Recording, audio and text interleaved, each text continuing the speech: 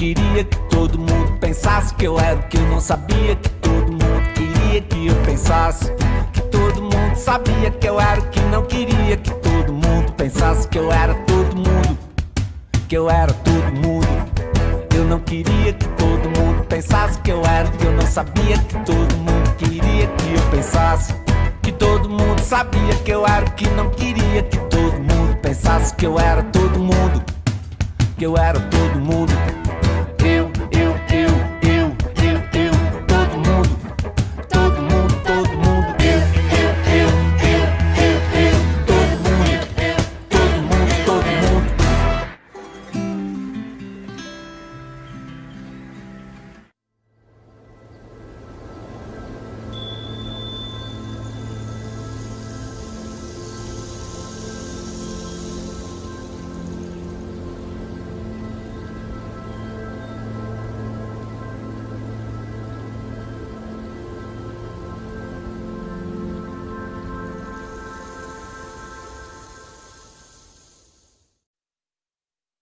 Olá, boa tarde a todos, sejam muito bem-vindos, muito bem-vindas ao nosso Festival Live Mundi.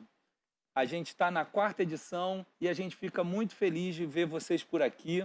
Esse ano, por conta da condição, a gente está fazendo ele todo virtual e o Live Mundi é um festival de vida sustentável e hoje a gente diz que ele é um movimento de vida sustentável que te inspira a transformar o mundo. Essa é a nossa primeira edição digital e vai acontecer até sexta-feira, dia 9 de outubro, com mais de 50 atividades gratuitas, entre diálogos, oficinas, atividades de bem-estar, performances artísticas. Então, peço que você acompanhe por aqui, fique ligado e compartilhe nas suas redes. Bom, a gente hoje tem uma mesa muito especial na faixa Territórios. A gente está inaugurando a faixa Territórios, que é uma faixa que vai falar sobre a relação das pessoas no espaço.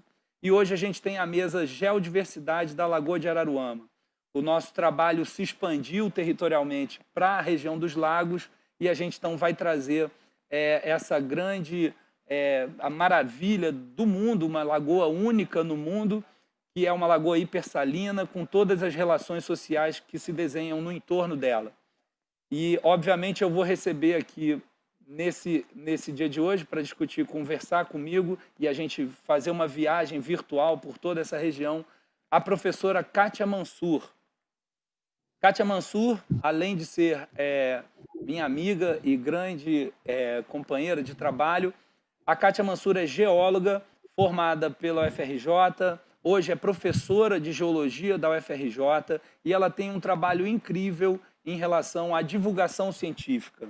Ela capitaneou todo o trabalho dos caminhos geológicos no estado do Rio de Janeiro. Muitos de vocês conhecem, viajando pelas estradas do Rio de Janeiro, a gente encontra placas de interesse geológico ao longo das estradas do Rio em função do trabalho que ela desenvolveu no DRM. Ela é responsável também pelo Museu da Geodiversidade na UFRJ, aberto à visitação, quer dizer, não agora, durante a pandemia, mas recebendo alunos, escolas, público em geral, em direção à divulgação científica. Ela agora, recentemente, capitaneou também o lançamento do Parque dos Costões e Lagunas da região dos Lagos, e hoje a gente tem aqui o prazer de estar conversando com a Kátia sobre todo esse trabalho na região dos lagos e divulgando, então, a geodiversidade da região dos lagos. Por favor, Kátia Mansur. Boa tarde, Marcelo. Boa tarde a todos que nos escutam e nos veem. É uma satisfação poder participar desse momento com vocês, todos nós, com todos nós, sobre a geodiversidade, que é a diversidade de rochas, minerais, fósseis, paisagens que existe no lugar. E associando essa beleza às pessoas que vivem aí, condicionadas por essa maravilha que é a Lagoa de Araruama e seu entorno. Queria dizer que nós, do projeto Geoparque Costões e Lagunas, que é um projeto que almeja uma certificação da Unesco para um território altamente rico em geodiversidade e em pessoas, cultura, história para história, tudo isso é parte, e que a Lagoa de Araruama é uma parte fundamental desse território nosso de trabalho. Então, é com muita satisfação que a gente pode utilizar esse espaço de divulgação fantástico que é o Livemundi, nessa parceria que a gente tem construído ao longo desses meses, para poder falar sobre o nosso projeto e sobre essa região que realmente é única e é muito especial. E espero que todos possam ter a alegria que nós tivemos ao preparar esse material para essa discussão de hoje, né? Eu queria que você falasse um pouco sobre esse conceito de geodiversidade. Eu, como geógrafo, gosto muito de fazer essa relação do desenho dos espaços. A comunidade, a sociedade, os grupos sociais que estão ali naquele território convivem intensamente com as formas da paisagem, sejam elas geológicas, sejam os ecossistemas, as dinâmicas atmosféricas muito intensas na região. Como é que é para você esse conceito de geodiversidade? Bom, a Terra, com seus 4,5 bilhões de anos, ela nos guarda surpresas a cada momento, né? Então, a geodiversidade é a representação dessa história da Terra, que fica guardada nas rochas, guardada nas paisagens, nos minerais, nos fósseis, que contam essa história da Terra de maneira que nós, geólogos e geógrafos, do seu caso, aprendemos a ler, a ouvir. Então, a geodiversidade, ela representa todo o substrato onde a biodiversidade se desenvolve, inclusive nós, seres humanos, que somos parte da nossa natureza. Pensando a natureza, então, como uma coisa integrada, nós temos a biodiversidade e a geodiversidade. A biodiversidade formada pelos seres vivos e a geodiversidade, as rochas e toda a paisagem e tudo que forma a parte abiótica da natureza, mas que tem um papel fundamental, independente de não ser a parte viva, tem uma parte fundamental na manutenção dessa vida, por exemplo, os solos. Os solos são parte da geodiversidade. Os fósseis que guardam a memória da vida na Terra são geodiversidade. E as rochas, por exemplo, nós vamos ver belíssimas rochas hoje, que têm 2 bilhões de anos, é mais ou menos um pouco menos que a metade da história da Terra. Então, geodiversidade tem essa característica de ser a parcela abiótica da natureza. E toda a nossa construção de casas, a nossa vida, ela se desenvolve sobre isso. Inclusive o nosso senso de paisagem também, né? Nós que vivemos essa paisagem tão fantástica como o Rio de Janeiro, como o estado do Rio de Janeiro como um todo, nós temos na paisagem uma referência. Aliás, todos têm. Em qualquer lugar do mundo, a paisagem é a referência das populações. Então, isso é geodiversidade. E como você falou, a gente tem desde a pré-história, da presença humana em sambaquis, em formas dessa ocupação mais antiga, e como que isso se reflete na organização da sociedade hoje em dia. Na verdade, a gente vai fazer uma sequência de vídeos aqui, para a gente começar, então, o nosso tour virtual. Eu vou pedir, então, para a produção botar o primeiro vídeo e a gente fazer uma apresentação geral da Lagoa, desde a sua localização. E aí queria que você falasse um pouco de que ambiente é esse, como se formou essa lagoa, quais são as características dela, as condições atmosféricas, climáticas que estão ali nessa localização. Acho que a gente começa aí pelo Google Earth, olhando a Terra de longe e nos aproximando da onde está aí justamente a Lagoa de Araruama e os sistemas lagunares todos. Então, aí está o Brasil e o nosso pontinho ali, onde a gente vai trabalhar. Exatamente. Exatamente, Kátia? A gente tem, em primeiro lugar, essa questão da plataforma, que é essa mancha azul que percorre, acompanha o litoral, onde estão as bacias sedimentares petrolíferas, a Bacia de Campos e a Bacia de Santos, que fazem fronteira aí com o ambiente da Lagoa de Araruama, né? Justamente. Inclusive, se nós olhando essa imagem da América do Sul, do estado do Rio, a gente vê que justamente essa região é onde há uma quebra da linha de costa, que antes era leste-oeste, passa mais para norte-sul. E não é à toa, justamente nessa região que fica ali Arraial do Cabo, Cabo Frio, tem a separação das duas bacias sedimentares petrolíferas, maiores produtores de petróleo.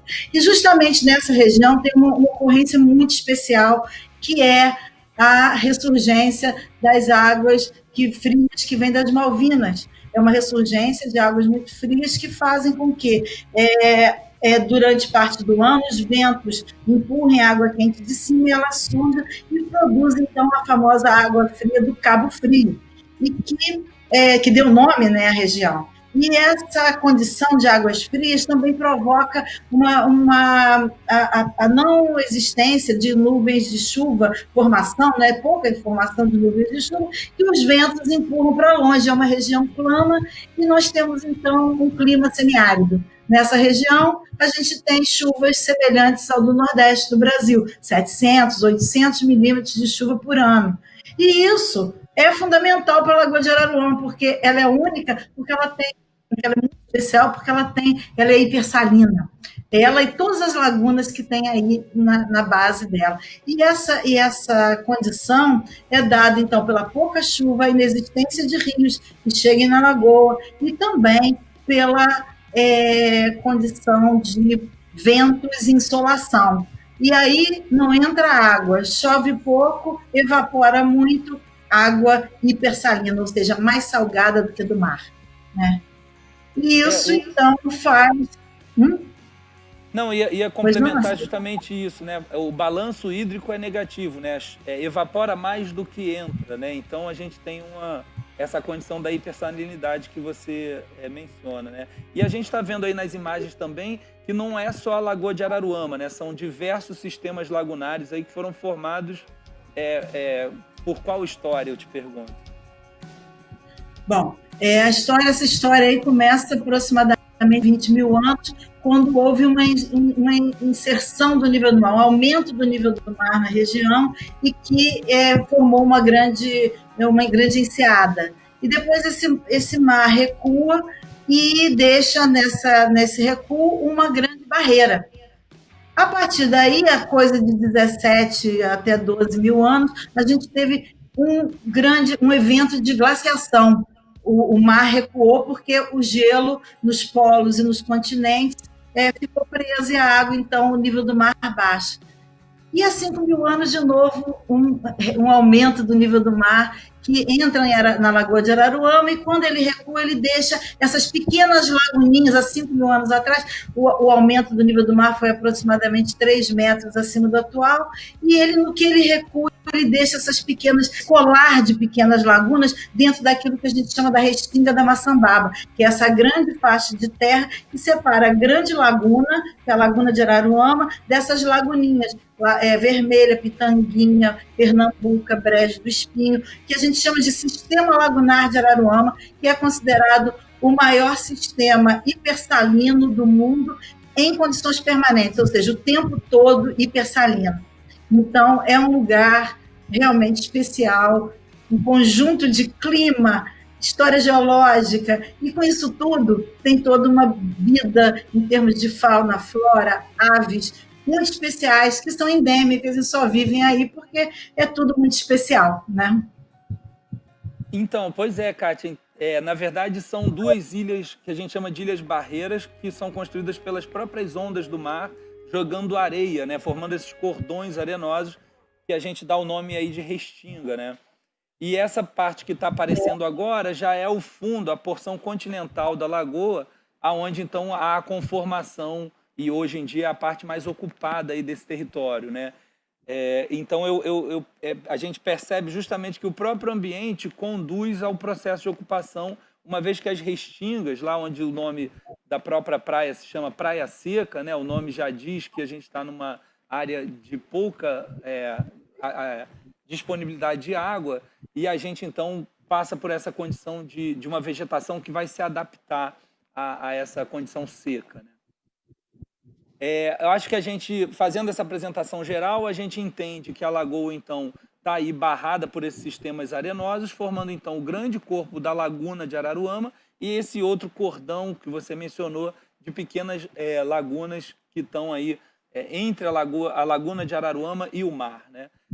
O próximo vídeo a gente já começa, então, de Saquarema, né, começando aí para dar a volta em todos os municípios que fazem parte aí do entorno da lagoa. A gente vai começar então por Saquarema, depois Arraial do Cabo, né, passando pela Maçambaba, Cabo Frio, depois São Pedro da Aldeia, terminando aí em Araruama e Iguaba, vendo todo o processo de ocupação no entorno da lagoa. Pode colocar o próximo vídeo aí, que a gente já começa ali pelo promontório de Saquarema, né? Eu queria que você me explicasse primeiro o que essa rocha está fazendo aí, né? E qual que é o papel dela no próprio ambiente das restingas, né? São os costões rochosos aí presentes. Exatamente. Exatamente. Essas rochas são as rochas do que a gente chama do embasamento cristalino, né, da região. São as rochas mais antigas da área. 2 bilhões de anos de história geológica. E sobre ela, uma igreja do século XVII, né? E que é a Igreja de Nossa Senhora de Nazaré.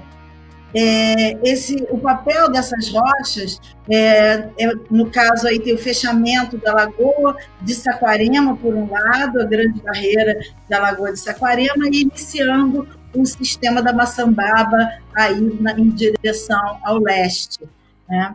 E o papel desse promontório é justamente ele barra os sedimentos aí e vai formando aquelas areias que o Marcelo falou, que as ondas trazem, que as correntes marinhas trazem, elas vão calhando aí e vão fechando as tais das Ilhas Barreiras, que são essas faixas de areia que vão separar os sistemas lagunares do mar.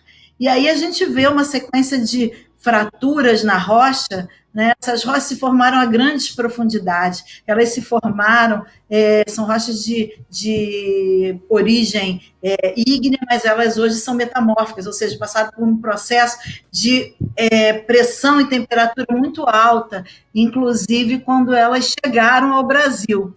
Como assim chegaram ao Brasil?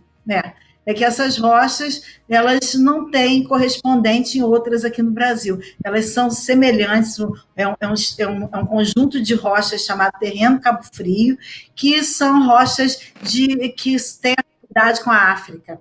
Então, são rochas que chegaram, colidiram para formar o supercontinente Gondwana, há cerca de 500 milhões de anos, elas já existiam na África, e na hora que quebrou, elas desistiram de voltar com as outras e ficaram aqui conosco. Então, são rochas de uma história geológica muito especial, inclusive que chama a atenção de cientistas do mundo inteiro para entender o porquê que elas estão aqui, né? Elas seguem conosco.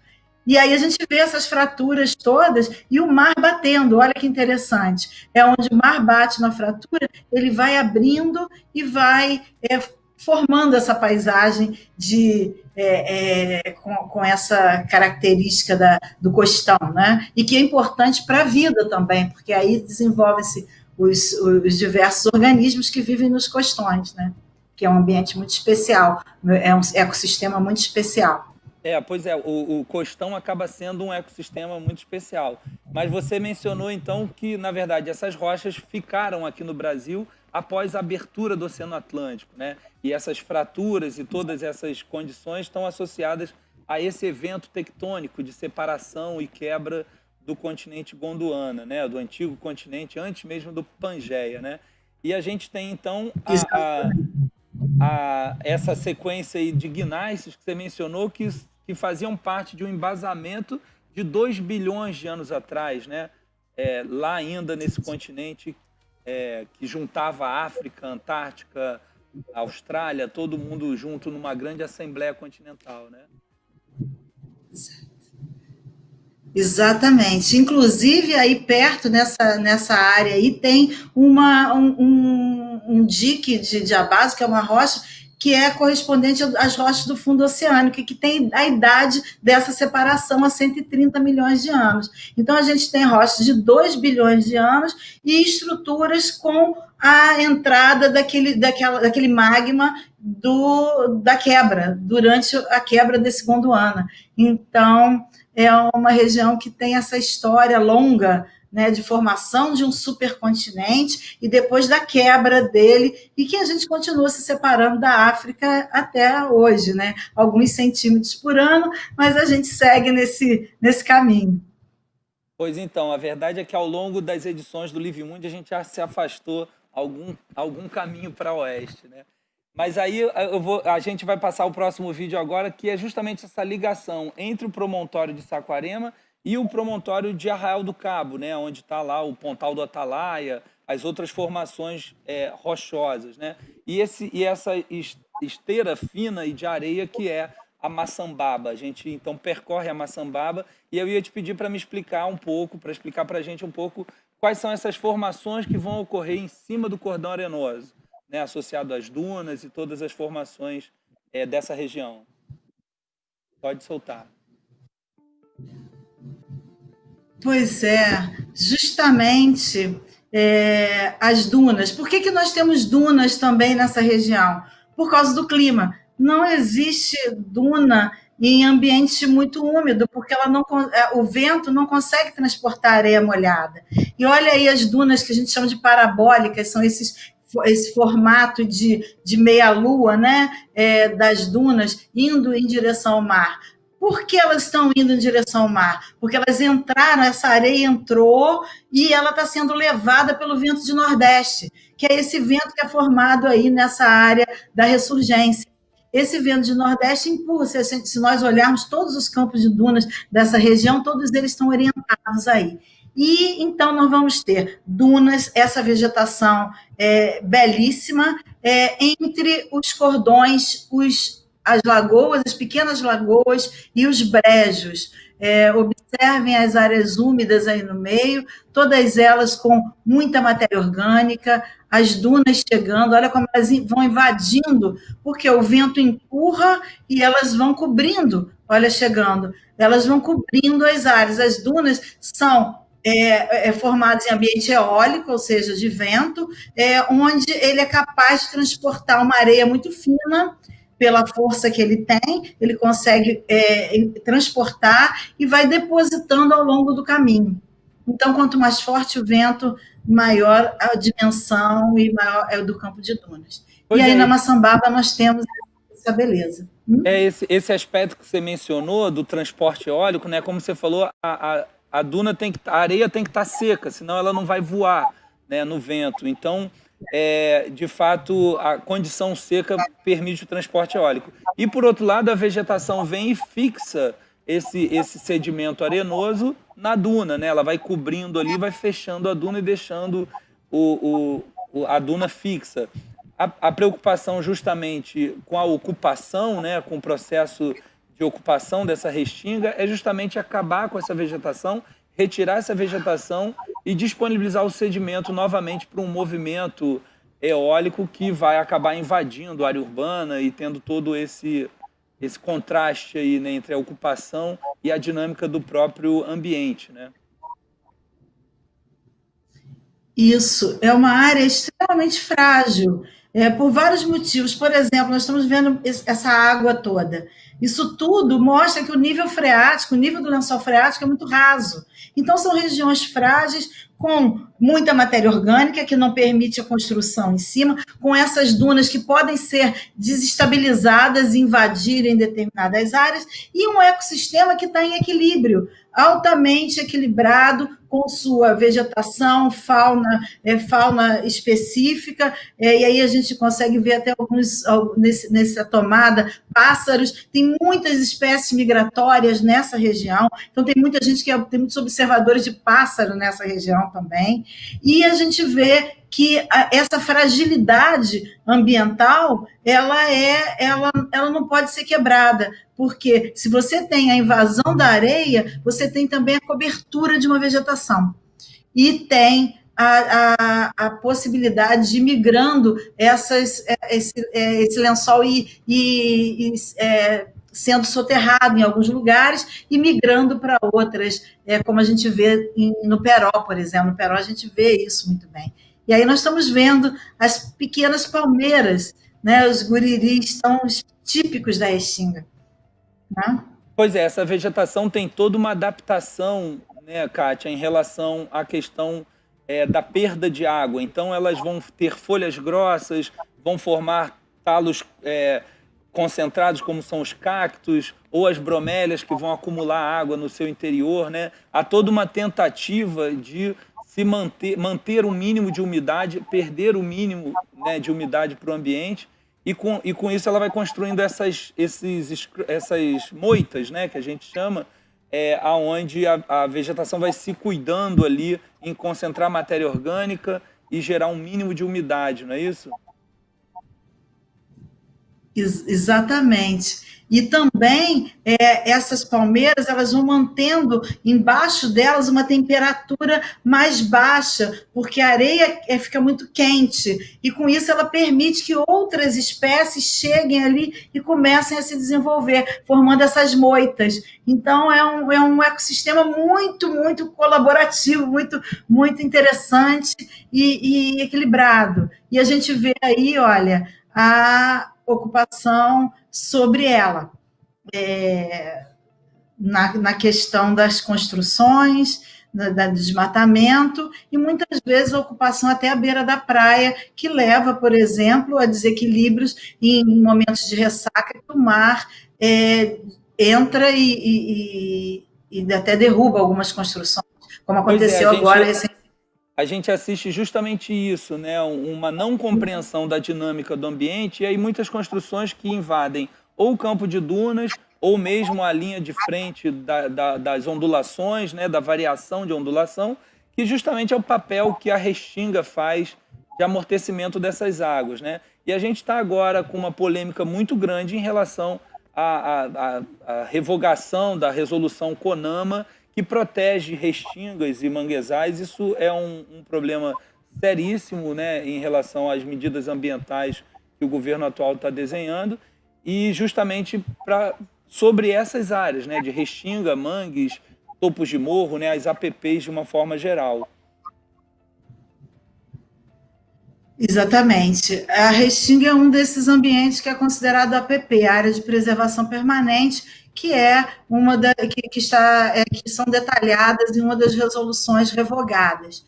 E justamente elas são são as áreas do litoral. O Brasil, a gente sabe, né, ele começa a ser ocupado do litoral para dentro. E o que acontece?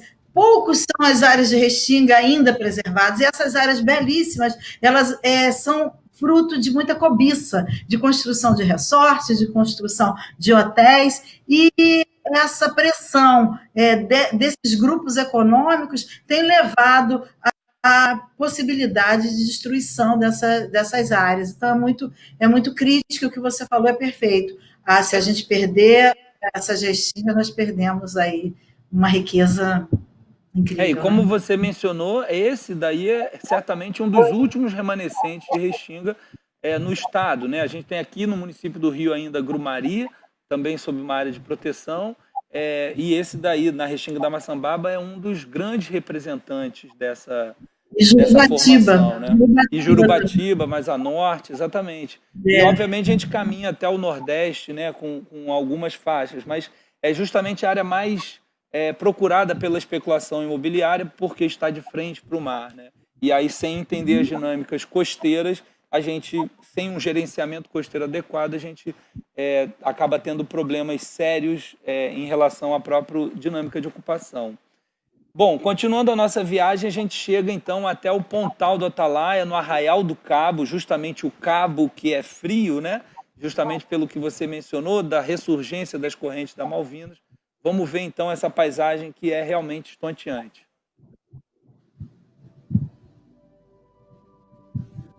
Aí é o Boqueirão, né? Justamente onde a ilha de Cabo Frio, lá no fundo, e o Pontal do Atalaia, aqui bem no finalzinho de Arraial do Cabo, né? aí essa área chamada de Boqueirão, no Arraial do Cabo, que faz essa enseada grande e que hoje faz parte também da RESEX, né, da Reserva Extrativista de Pesca. Isso, exatamente. Um lugar que é considerado uma das praias mais bonitas da América do Sul, das plataformas de turismo, que é a praia da Ilha do Cabo Frio, também conhecida como Ilha do Farol. Aqui a gente tem essas rochas muito especiais, que do lado aqui esquerdo, nosso lado esquerdo, nós vemos as rochas do embasamento, aqueles guinais, de 2 bilhões de anos, e do lado direito também esses guinais, mas a ilha lá atrás, que a gente está vendo a parte mais alta por trás, são rochas alcalinas, são rochas ígneas, são rochas que se formaram num ambiente também muito diferente, muito interessante, tanto em composição, porque elas não são comuns, não são rochas comuns, como também elas se formam em ambiente, elas se formaram num ambiente dentro da placa, intraplaca que a gente chama, porque a gente sabe que vulcanismo e terremoto ocorrem nos limites das placas, mas esse caso aí, esse magmatismo, ele ocorreu dentro da placa enquanto ela caminhava, passou sobre uma anomalia térmica, e isso tem 50 milhões de anos.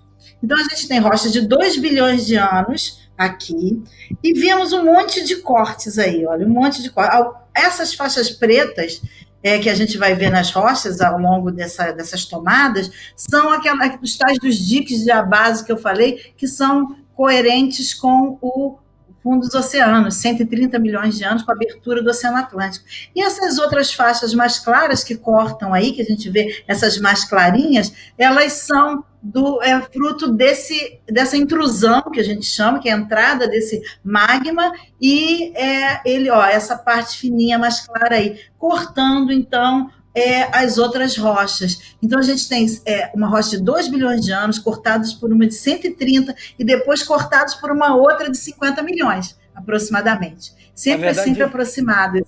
Na verdade, um grande complexo geológico aí, né? Então, só para ficar didático, essa rocha, que é o gneiss da região dos lagos, ele já existia há 2 milhões de anos. Quando, então, ocorre a separação dos continentes e a abertura do Oceano Atlântico, ela é injetada dessas rochas escuras, desses diques de diabásio. E depois ainda vem essas rochas que você chamou, posso dizer, de pré-vulcânicas, né? Porque elas vêm lá do fundo do manto terrestre, perfuram a crosta e se instalam como câmaras magmáticas que podem ou não virar vulcões depois, que são essas rochas alcalinas que estão fazendo esses pequenos cortes aí, né, essa abundância de cortes mais finos que você mostrou, não é isso? Isso, exatamente. Então, nós temos, inclusive nesse lugar onde nós estamos sobrevoando nesse momento, também tem um depósito pré-histórico, mas vamos lá. A gente tem aí, então, um monte de fraturas justamente para contar essa questão da quebra e depois a intrusão de uma rocha, e aí o mar bate e faz algumas cavernas. Quem já passou de barco por aí já viu a Gruta Azul, que as pessoas veem, é formada, então, por esse monte de fratura e que elas desabam e formam, então, cavernas no costão, que também são ambientes muito especiais. Olha a vegetação de cactos típico. É chamada de estepe arbórea aberta, estepe seca. Alguns autores até falam que parecem com as rochas, com a vegetação de caatinga. De certa maneira parecem um pouco, mas elas são Mata Atlântica adaptada a um clima semiárido. E vemos também lá na ilha, olha a quantidade de dunas lá na ilha. Aquelas dunas também elas estão subindo, elas estão escalando o morro, são chamadas de dunas escalonares, elas estão subindo o morro. E dentro dessa duna se encontram também sítios arqueológicos. Essa região é muito rica em sítios arqueológicos. Junta a história, a pré-história, a geologia, a pré-história e a história, porque o nome Cabo Frio foi dado quando o Américo Vespúcio passa por essa região em 1503 e dá o nome de Cabo Frio, por causa das águas frias. Então, se confunde com a história do Brasil também. É uma região muito rica em história, pré-história e geologicamente também, né?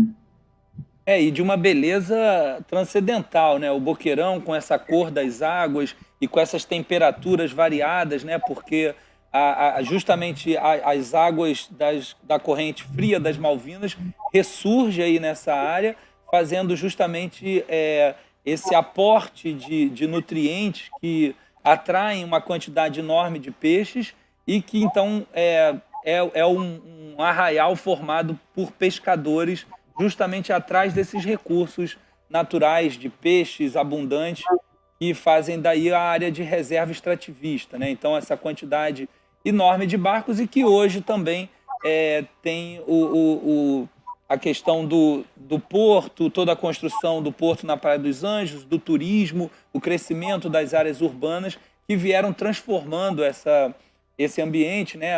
Essa beleza natural em adaptações urbanas e distintas aí, né?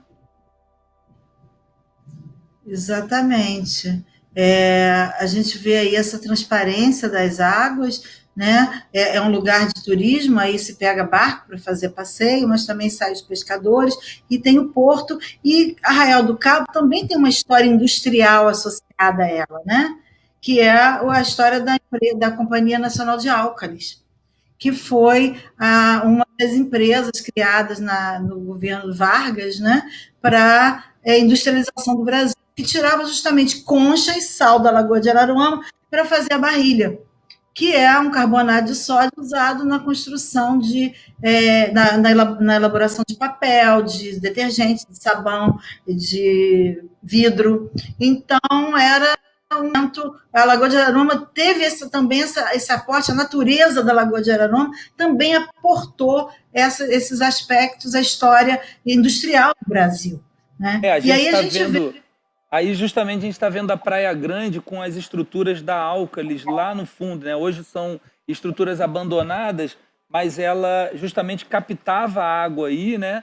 Para poder fazer o tratamento, o resfriamento e extrair também os sais minerais que, como você mencionou, usavam na produção de todos esses materiais. A Praia Grande também é o lugar das ilhas, dos pescadores, né? Da Associação dos Pescadores, onde tem aí o Museu do Mestre Chonca, que vai estar com a gente aqui na Faixa Territórios nessa semana também, mostrando todo o saber tradicional desses pescadores, né? Então, essas pequenas vilas de pescadores que deram a origem ao próprio Arraial do Cabo, né? Exato. Tem essa questão de pescador muito forte aí pela essa viscosidade das águas e essa população tradicional que vive aí, e o mestre Chonca é um representante disso, fundamental aí no conhecimento tradicional da região, que tem a ver também com a gastronomia, né, e, enfim, com muitas botânica, muitos usos de ervas da restinga. É uma região muito, muito especial. E eu vou fazer o seguinte, Kátia, tem uma pergunta, as pessoas estão fazendo pergunta, aliás, incentivo que as pessoas possam fazer aí pelo chat, a gente está recolhendo as perguntas, e o José Leal fez uma pergunta na hora que a gente mencionava sobre as restingas, sobre a construção dos portos, né? Como, por exemplo, o Porto do Açu e diversos outros portos que ocuparam recentemente o nosso litoral, o choque entre essas construções e o sistema de restingas. E eu vou pedir para a produção preparar o próximo vídeo para a gente continuar essa viagem em direção ao movimento histórico aí de Cabo Frio. Pode responder, Bom, a questão relacionada a portos é uma questão muito delicada, porque eles pressupõem uma ocupação de uma área por trás, o que eles chamam de retroporto muito grande, e se você ocupa em área de restinga, significa que você vai ocupar essa área que a gente já cantou em verso e prosa aqui, da importância da beleza. Então, eu acho que a necessidade, é óbvio que a gente porto, que a gente precisa deles na nossa história, mas a localização e que muitas vezes poderia ser levado em conta o fato daqueles que existem serem remodelados, serem melhorados e não destruir novas áreas, que eu acho que é isso que muitas vezes vem acontecendo, que é escolher áreas novas e destruir áreas novas para construir alguma coisa, enquanto que outro lugar poderia ser ampliado, poderia ter uma maneira mais, um manejo mais adequado, que permitisse receber mais ou diferentes tipos de material, desde container até grão, enfim, o que seja. Mas as nossas restingas, elas já são poucas, já são raras, e já tendo uma pressão muito forte ao longo desse tempo, né? E se a gente for pensar nesse gancho histórico, né, do próximo vídeo, justamente a ocupação do Brasil, por ser uma colônia, o território era marítimo, né? Então as grandes navegações ocuparam a faixa litorânea e até hoje a concentração da população no Brasil se dá nessas faixas litorâneas, o que fragiliza ainda mais esses ecossistemas e esses ambientes que têm aí um valor da geodiversidade, da biodiversidade e da sociedade de uma forma geral, que devem ser preservados e a condução da construção de portos, ocupação, tem que olhar para isso com muito cuidado. Vamos olhar Cabo Frio, que, como a Kátia mencionou, é um marco histórico, né? Na verdade, toda essa região, Arraial do Cabo se separou, a municipalidade tiveram essa separação há pouco tempo, mas ali era uma região única do Cabo Frio, né? Da grande região da ponta aí do Brasil na sua inflexão do litoral. Então, peço para a produção jogar aí o próximo vídeo para a gente poder ir respondendo e falando desses assuntos. O vídeo de Cabo Frio, né, que começa com o porto com o Forte de São Mateus, que é justamente uma das primeiras ocupações. E a Elsa Costa, aproveitando aqui o gancho, a Elsa Costa está perguntando por que as salinas estão fechadas. Essa também é uma resposta que a gente vai ter na entrevista com o Tostão, que é dono de uma das últimas salinas ali na Lagoa Vermelha, e a gente então vai entender. Aliás, eu ia pedir para... Posso fazer um reverso aqui? Bota a Lagoa Vermelha para a gente ver essas salinas e pegar o gancho da Elsa. E a gente falar também, Kátia, dos estromatólitos, né, das formas de vida pretéritas muito antigas do planeta, que estão ali no vídeo da Lagoa Vermelha. Antes da gente seguir viagem, vamos dar uma voltadinha ali, pegar aquela que aparece as salinas. E aí, Elsa, eu te digo o seguinte, além de ficar muito feliz com a sua presença aqui e nossa longa amizade, o carinho imenso que eu tenho por você, as salinas são um modo de operação que está sendo substituído pelo modo urbano. A gente comentava isso mais cedo, né, Kátia, em relação a como o processo de urbanização vai modificando modos de vida pré-existentes. Então, o pescador artesanal vem desaparecendo, a própria produção nas salinas vem sendo substituídas por condomínios, né, loteamentos que vão se dando por cima das salinas, e algumas salinas, como é o caso do Tostão, resistem aí a essa derrocada do processo de urbanização. Né, Kátia? Como que você vê essa dinâmica aí também? Exato. Tem várias questões envolvidas aí. Tem inclusive tem um agravante nessa ocupação, que é o seguinte: as salinas elas estão onde era a lagoa, e na hora que elas viram condomínio, elas deixam de ser lagoa. Ainda tem um agravante nessa ocupação, que é a ocupação do espelho d'água das lagoas, que não é só de Araruama, mas dessas pequenas laguninhas também aí, da Vermelha, do Pitanguinha, enfim. E eu acho que tem uma outra questão que diz respeito à produção de sal do Rio Grande do Norte. É um sal muito mais barato do que o nosso, e ele entra, então, com um preço no mercado que fica... proibitivo uma produção artesanal como é a nossa. Só que tem alguns aspectos que o seu Tostão ele leva em consideração, não só essa produção, mas coisas, por exemplo, flor de sal. Imagina, tem coisas tão especiais. Há pouco tempo eu recebi uma imagem de Aveiro, em Portugal, onde as pessoas tomam banho na salina, fazem tratamento de pele, compram produtos relacionados ao sal, são spas de sal em Portugal. Então, por que nós também não pensamos em explorar de uma maneira mais interessante esse nosso das salinas, de serem spas? Por que não? Pois é, Né? o Tostão fala sobre isso, né? A produção da flor do sal que dá em cima da água, né? A salina ela vai concentrando e o sal precipita na superfície, essa flor do sal, enquanto que o sal de consumo, que vai dar o sal grosso e que depois é refinado, ele se dá no fundo da salina, né? Então, a gente tem essa dinâmica justamente de mercado, né, para esse sal, né? E, de fato, o que você comentou com as salinas do Rio Grande do Norte, a gente tem uma, uma, uma mudança muito grande dessa condição, né? De mercado. A gente, na verdade, a sequência da duna cruzando é no caminho para Cabo Frio. E o da Lagoa Vermelha é o outro que aparece as salinas bem de frente. A gente está aí com a sequência, então. Ô, Kátia, eu vou te pedir porque a gente vai seguir para Cabo Frio para depois dar a volta. Então, vamos continuar, depois a gente vai chegar no ambiente das salinas.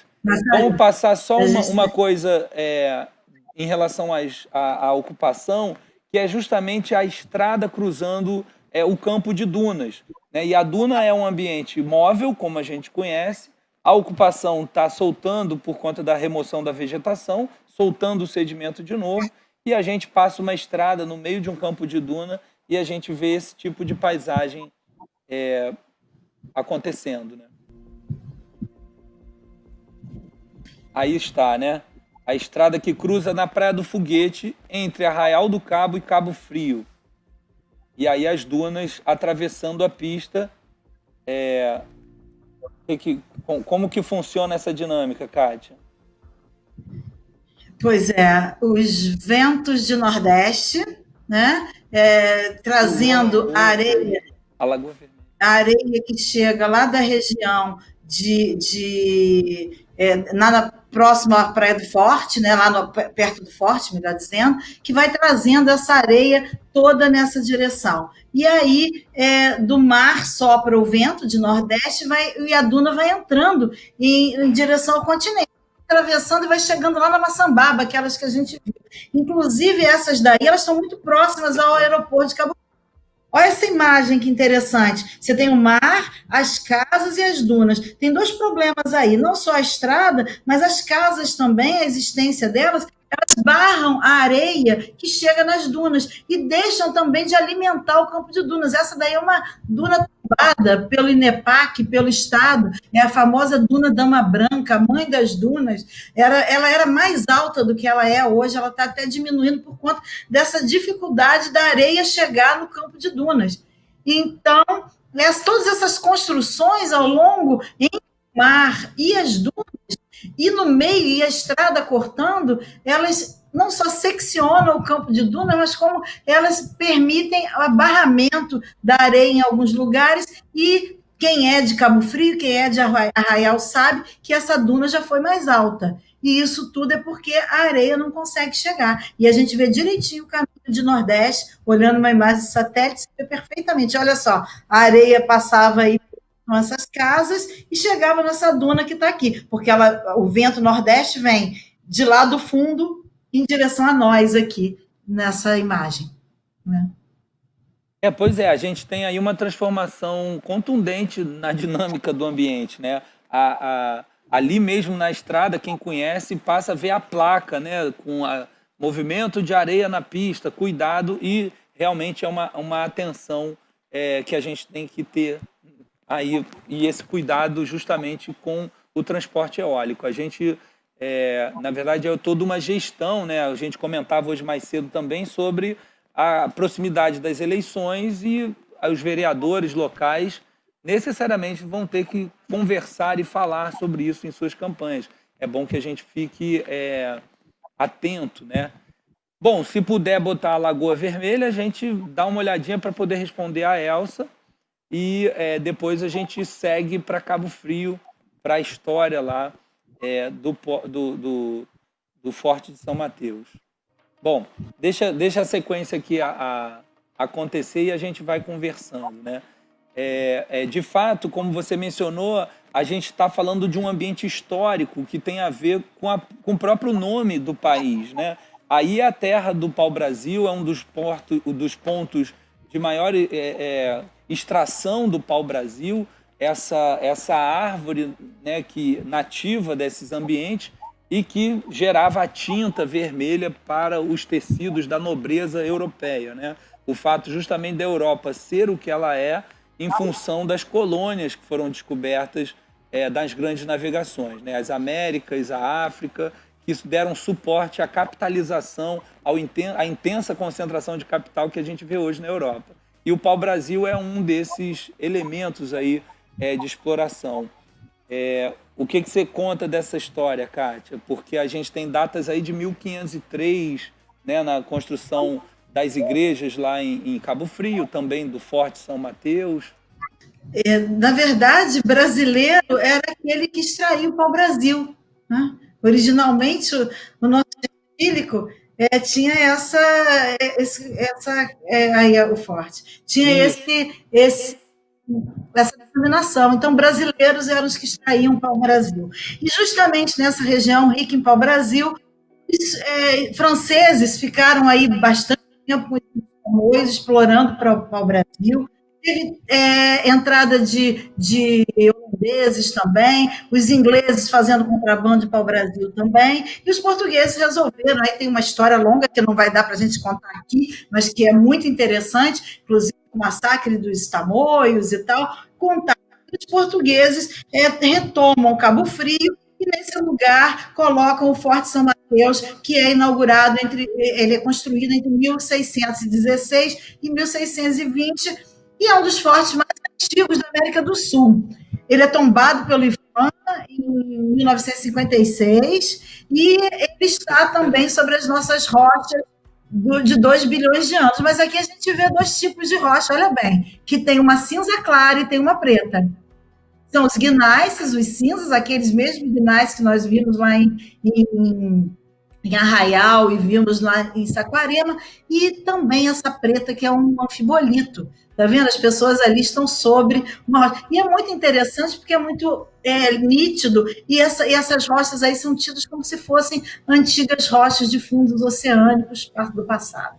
Enfim, tem muita história, muita ciência ainda para se fazer. A gente ainda não conhece tudo, mas é um lugar que tem um forte do século XVII sobre rochas de 2 bilhões de anos, né? Com as suas fraturas, as suas nuances, as suas diferenças, né? E é um dos lugares de maior visitação turística. Não, digo, a paisagem como acúmulo de tempos, né? Na verdade, são tempos se acumulando, né?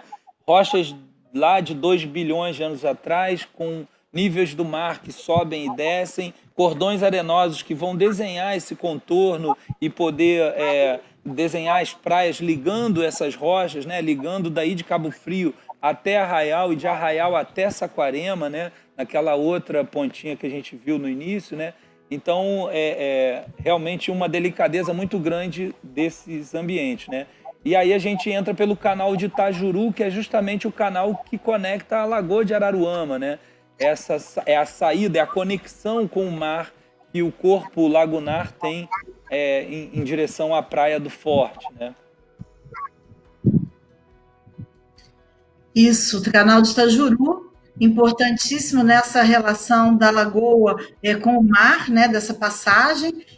Hoje tem um papel turístico muito grande, mas já teve um papel de transporte também dos produtos aí. Aí a gente está vendo o que chama Parque da Boca da Barra, a Ilha do Japonês, que fica dentro do canal de Itajuru. Logo na frente também tem uma fonte do Itajuru, mandada construir por Dom Pedro II, mas, na verdade, em cima de uma fonte que já era utilizada pelos indígenas antes, né, e que abasteceu Cabo Frio durante bastante tempo. Tem muita história aí, como você falou, uma em cima da outra, né? E aí, olha, Passou. Mas olha a limpeza, a clareza das águas e a entrada do canal. Ali na frente tem um farol também. Isso, é justamente esse movimento das embarcações associadas à pesca e ao turismo. E como você mencionou, essa sobreposição de histórias, e certamente a gente está falando aí de 1500, da ocupação do Brasil, e a gente e antes disso, né, a gente tem aí os sambaquis, os povos, os primeiros povos que ocuparam o litoral do Rio de Janeiro, que também vão construir seus sítios, ou vão deixar seus sítios arqueológicos, tanto aí nessa ponta, quanto na duna que a gente vai ver, que é a Duna da Boa Vista, né? Nessa sequência aí do canal de Itajuru, é todo um conjunto importante, desde os primeiros habitantes da área, né? Os primeiros humanos, os primeiros vestígios humanos, não é isso? Sim, essa duna, a gente pode observar que ela tem uma cor diferente da areia da praia, ela é mais escura, porque ela tem muita matéria orgânica, ela está construída junto com o sambaqui. Ela tem um caráter antrópico na sua origem. Mas, seguindo a linha de dunas que vão acompanhando daí, segue aquele conjunto de dunas que a gente viu nos takes anteriores. E olha, é tombado com patrimônio histórico pelo IPHAN, tem uma cerca, mas as pessoas às vezes passam pela cerca e caminham sobre a duna. É também uma questão de educação patrimonial que é importante. O outro sambaqui que está lá perto do forte, eles foram datados, esse conjunto de sambaquis, eles estão datados desde 2.200 anos, aproximadamente, até 5.500 anos, antes do presente, ou seja, são importantes registros da pré-história, junto com a história e junto com o moderno, né? Porque hoje esse forte é visitado no verão por cerca de 1.500 pessoas por dia. Então, tem um turismo, tem tudo isso, essa sobreposição de tempos que você fala, né? Ela está muito presente nesses lugares. E de fato as pessoas estão literalmente pisando na história, né? Quando elas não respeitam o patrimônio que está ali resguardado. E como você disse, então, são camadas desse processo de ocupação, e Cabo Frio é uma das cidades mais populosas da região dos lagos, né? A gente, somando os municípios do entorno, a gente está falando de 600 mil habitantes, né, aproximadamente. A estimativa hoje dessa população no entorno da Lagoa de Araruama, onde a gente tem ainda uma população flutuante que soma mais quase 600 mil no auge do verão, ou das férias, né, do Ano Novo, do Carnaval, desses eventos grandes que atraem uma população turística muito grande. E aí a gente tem todo o processo de ocupação, sobretudo pós-anos 70, pós-abertura da ponte Rio-Niterói, que elege a região dos lagos como balneário, né, da cidade do Rio de Janeiro, de Niterói, que levam, então, grandes contingentes populacionais a essas segundas residências e a proliferação de condomínios sobre todas essas outras feições, né? Dunas, salinas, pescadores, todas as transformações que esses povos vão vivenciar em função do processo de ocupação.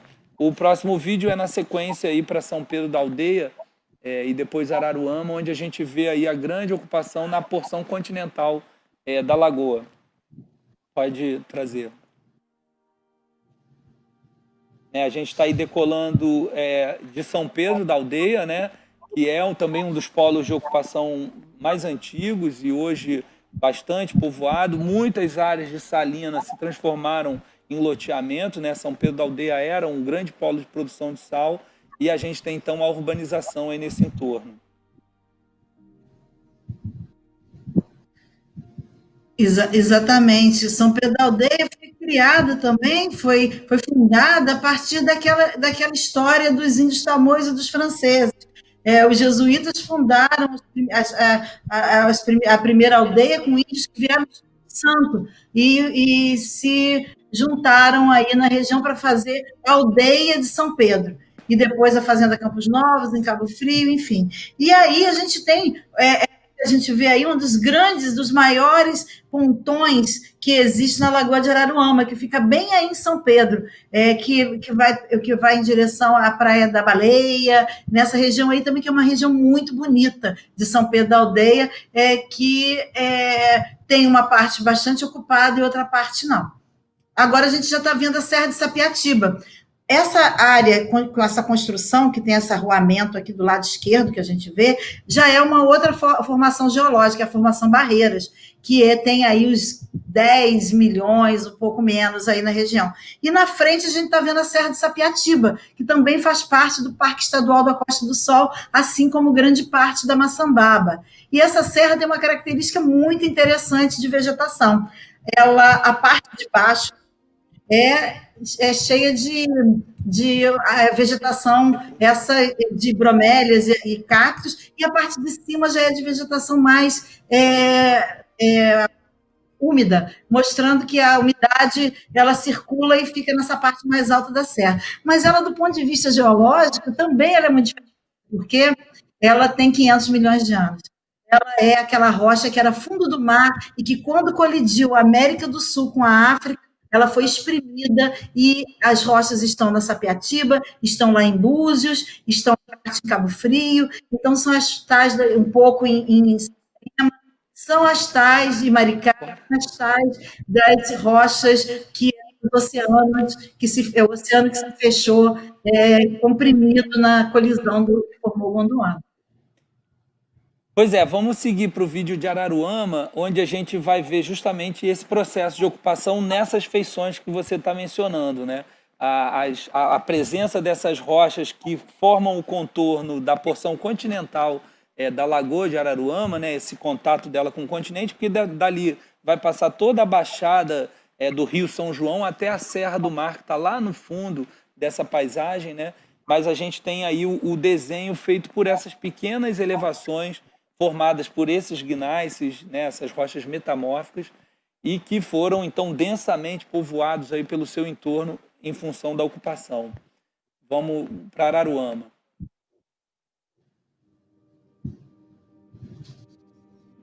A gente vê esses contornos, né, Kátia, que são os spits, né, esses grandes esporões que vão para dentro da lagoa, né, com esses desenhos pontiagudos, que é a própria circulação da água. E a gente tem aí a chegada de canais artificiais, aí, como a gente percebe bem na entrada, aí no marco inicial da cidade de Araruama, essa presença do rio Una, que foi canalizado artificialmente, ligando ele à lagoa, o que não era natural, né, Kátia? Ele tem uma característica, tem o nome de Rio do Limão, e ele vai se juntar na área de nascente do rio Una, que vai desaguar no mar lá perto de Búzios. Então, é interessante isso, porque ele quase que se junta com um rio que vai desaguar no mar. Ele, na verdade, tem aí no lugar de canal Rio do Limão, mas, na verdade, ele é um esgoto a céu aberto. Infelizmente, ele não tem a qualidade dessa água que chega na lagoa é absurda. E olha que é uma quantidade de água bastante considerável, né? Pois é, a gente tem todo esse problema da ocupação, de um grande adensamento urbano, né, que na década de 70 ainda é marcado, 70 e 80 é muito marcado pelos condomínios de veraneio, mas que depois viram núcleos urbanos definitivos e consolidados, conurbando, né, juntando aí Iguaba, Araruama, São Pedro da Aldeia, num único complexo urbano que deixa muito pouco espaço para a lagoa, né? Como a gente está vendo aí, a franjazinha de areia, a gente precisa urbanizar até o limite da água. Essa ideia de urbanização que foi construída ao longo do tempo, desde o DNOS, né, o Departamento Nacional de Obras de Saneamento, que canalizou essas baixadas todas do estado do Rio de Janeiro e do Brasil, e fazendo então esses canais e um sufocamento das águas a partir de um complexo urbano que, particularmente nas áreas mais úmidas, como aqui na cidade do Rio de Janeiro, geram enchentes e aí, na região dos lagos, toda a questão do saneamento, do esgoto, que é despejado nesses canais. E isso ainda com as obras feitas pelo BNOS de retificação de canal, de secar áreas, e modificação de toda a rede hidrográfica local, né? Então, isso também vai gerando uma série de problemas que depois a gente vê que vai inundar áreas, que vai modificar, e águas vão escorrer para corpos diferentes. Então, tudo isso a gente acompanha aí na região. Né?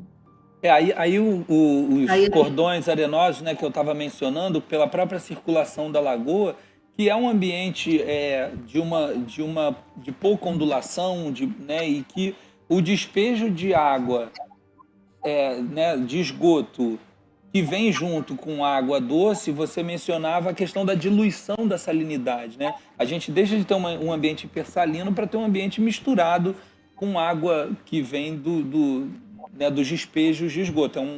A entrada de água passou a ser maior e ainda de uma água doce. Como é que isso funciona e o que isso altera, né? Bom, é um ecossistema hipersalino, como a gente falou, né? E justamente pela entrada de água doce no sistema, ele, aos poucos, ele pode vir a se modificar. E com isso muda todo o ecossistema, a vida que há ali, né? E impede, então, a proliferação dos organismos que normalmente teriam. E isso gera conflito de uso, né? Da questão ambiental, de como que é o ecossistema, que é patrimônio do Estado pela Constituição, né? A Lagoa de Araruama é um patrimônio estadual, e Constituição estadual, e, no entanto, a gente vê aí essa questão da ocupação. Agora a gente vê bastante bem o limite da lagoa com a iluminação, né?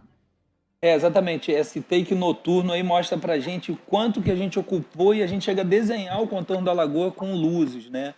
E isso que você estava chamando a atenção do ambiente hipersalino, acabou que a gente guardou aí para o final justamente esse vídeo das salinas e dos ambientes hipersalinos, e eu gostaria que você comentasse, Kátia, sobre talvez um dos maiores xodós do seu trabalho de geodiversidade, que são os estromatólitos.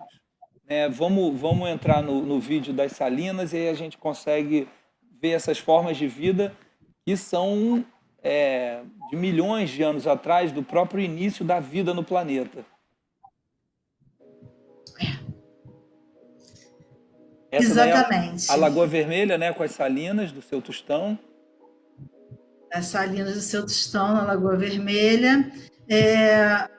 Justamente essa hipersalinidade, a Lagoa Vermelha é uma das mais hipersalinas do sistema de Araruama, e ela é explorada aí pelo sal já há mais de século, né? Tem aí a história do Seu Tostão que ele vai contar, mas esse sal, essa quantidade de sal nessa água, ele também gera uma característica única. Na verdade, no Brasil, tem 2 lugares que ocorre isso. Um é aqui no sistema lagunar de Araruama, e o outro é lá perto da foz do Rio Paraíba do Sul, na Lagoa Salgada. Mas o interessante é que, mesmo tendo 2 lugares aqui no estado do Rio de Janeiro, só esses no Brasil, é raro no mundo. São poucos os lugares do mundo onde a gente pode observar essa formação dos tais dos estromatólitos. O que são estromatólitos, né? Esse nome esquisito, diferente. Estromatólitos são, a palavra significa tapete de pedra. São estratificações de rocha, uma rocha sedimentar carbonática, de calcário. São rochas calcárias. E como que elas são formadas? Elas são formadas a partir da precipitação por micro-organismos. E por que elas são importantes?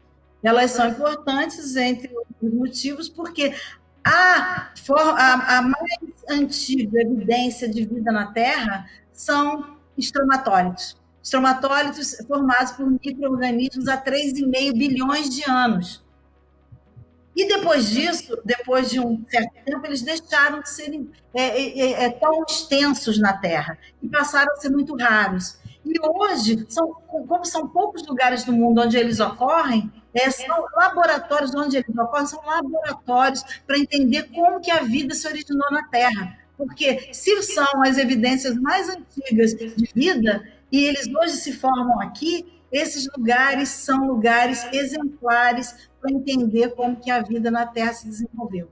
E aí nós começamos a ver um pouco de como se formam os estromatólitos. A gente está vendo aí o fundo da lagoa, com isso que nós chamamos de esteiras microbianas, que são esses acúmulos de micro-organismos, e essas partes mais brancas são carbonatos, que eles vão formando, e tem vários lugares da lagoa em que tem bastante, são grandes, e olha só que lindo essa textura das esteiras microbianas formando esses estromatólitos no fundo da lagoa.